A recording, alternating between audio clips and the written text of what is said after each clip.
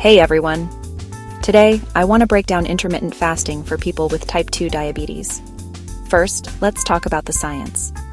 Intermittent fasting isn't a diet, it's a pattern of eating. You cycle between periods of eating and fasting. When you fast, your body can lower insulin levels and tap into stored glucose for energy. This can help improve blood sugar control and may increase insulin sensitivity. But here, it doesn't work the same for everyone. Now let's chat about the risks. If you have type 2 diabetes and you're on medication, fasting can be tricky. Skipping meals may cause your blood sugar to drop too low, hypoglycemia.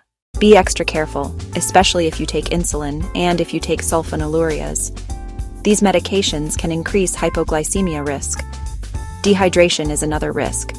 Not drinking enough fluids during fasting windows. Talk with your healthcare team before starting. Decisions should be individualized.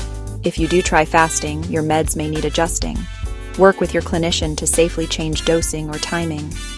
Monitoring is critical, especially early on.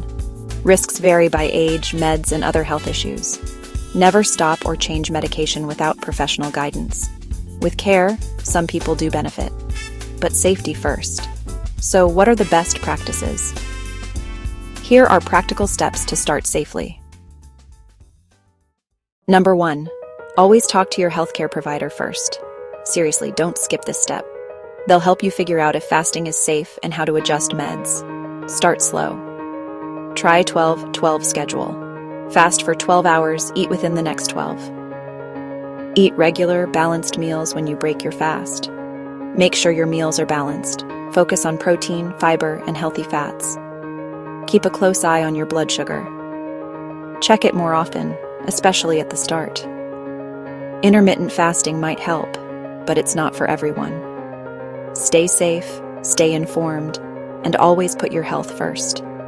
If you found this helpful, hit that like button and subscribe for more health tips.